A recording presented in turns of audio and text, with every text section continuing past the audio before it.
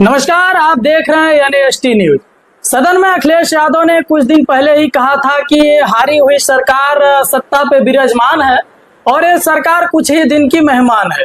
और राहुल गांधी जी ने भी कहा था कि एनडीए के बहुत सारे नेता हमारे संपर्क में हैं और मौका मिलते ही बहुत बड़ा कुछ हो सकता है, मौका मिलते ही हम लोग बड़ा कुछ खेला कर सकते हैं। और कुछ अभी खुल करके ऐसा ही मुद्दा सामने आ रहा है, ऐसा ही बयान सामने आ रहा है जैसा कि चंद्रबाबू नायडू ने किया।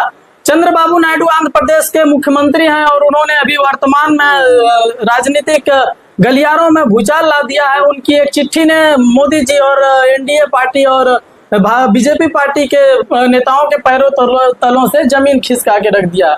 ऐसा हम इसलिए कह रहे हैं क्योंकि आंध्र प्रदेश के मुख्यमंत्री चंद्रबाबू नायडू ने जो पत्र लिखा है तेलंगाना के मुख्यमंत्री रेवंत रेड्डी जी को, ये बहुत ही बड़ा और बहुत ही बड़ा मुद्दा बन करके सामने आ रहा है।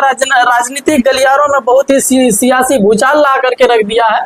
क्योंकि आप हमेशा सुने होंगे कि प्यासा आदमी कुएं के पास जाता है, लेकिन कुआं कभी प्यासे के पास नहीं जाता है। लेकिन इसका जब ये सही साबित होने लगे, सही दिशा में पता चले कि ये सही सिद्ध हो रहा है, तो ये बहुत ही बड़ा राजनीतिक मुद्दा बन जाता है। हम ऐसा इसलिए कह रहे हैं क्योंकि अभी एनडीए के गठबंधन ने सरकार बनाया है, भारतीय जनता पार्टी की सरकार बनी है और चंद्रबाबू नायडू भी उस गठबंधन में शामिल है।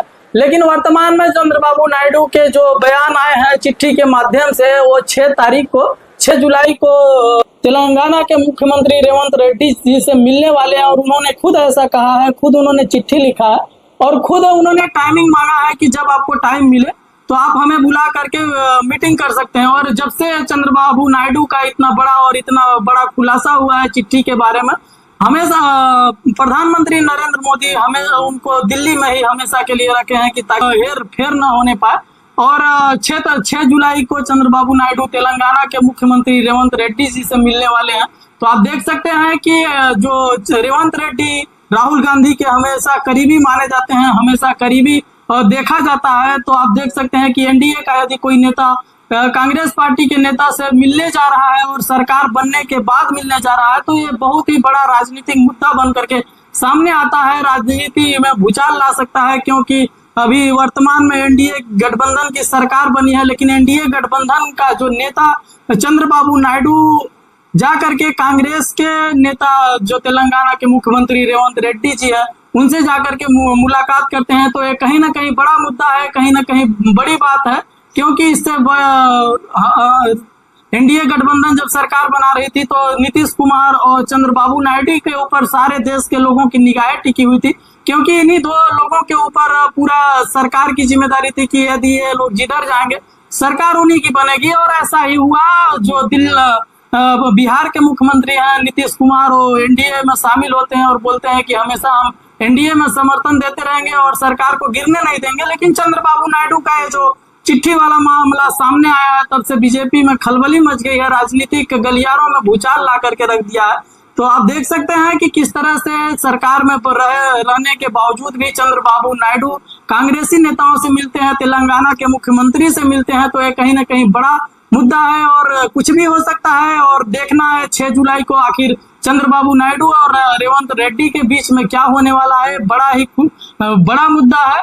तो अभी वर्तमान में एनडीए की सरकार है, लेकिन क्या एनडीए सरकार 5 साल तक सरकार चला पाएगी? क्योंकि जिस तरह से चंद्रबाबू नायडू का बयान आ रहा है, ये कुछ भी हो सकता है। चंद्रबाबू नायडू स्पीकर पद का मतलब स्पीकर पद को मांगना चाह रहे थे, स्पीकर पद को लेना चाह रहे थे, लेकिन भारतीय जनता पार्टी की सरकार ने फिर से ओम बिड़ला के हाथों में स्पीकर पद का भार संभालने को लिए जिम्मेदारी दे दी है। तो इससे कहीं ना कहीं देखने को मिल रहा है कि चंद्रबाबू नायडू इससे नाराज कहीं ना कहीं दिख रहे हैं और उन्होंने साफ साफ संकेत कर दिया है 6 जुलाई को बड़ा होने वाला है, कुछ बड़ा होने वाला है राजनीतिक मुद्दों पे और राजनीति सियासी में कुछ बड़ा होने वाला है।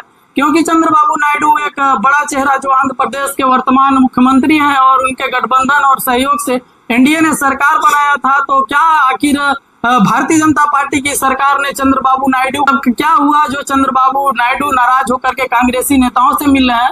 और जो राहुल गांधी जी और अखिलेश यादव का जो बयान आया कहीं ना कहीं सही और सिद्ध साबित होता दिखाई दे रहा है। क्योंकि अखिलेश यादव जी ने कुछ ही दिनों पहले सदन में खड़े होकर के बोला था कि हारी हुई सरकार बनी है, गठबंधन की सरकार है और गठबंधन की सरकार ज्यादा दिन टिक नहीं पाएगी। हालांकि विपक्ष भी गठबंधन से बहुमत लेकर के आया है, लेकिन सारे नेताओं की निगाहें भारतीय जनता पार्टी के ऊपर है कि मतलब चंद्रबाबू नायडू यदि थोड़ा सा बदल जाते हैं तो भारतीय जनता पार्टी की सरकार गिर जाएगी। तो आगे क्या होता है, ये छोटा सा प्रयास आप लोगों को कैसा लगा कमेंट करके जरूर बताइएगा। तब तक के लिए विदा लेते हैं। जय हिंद, जय भारत।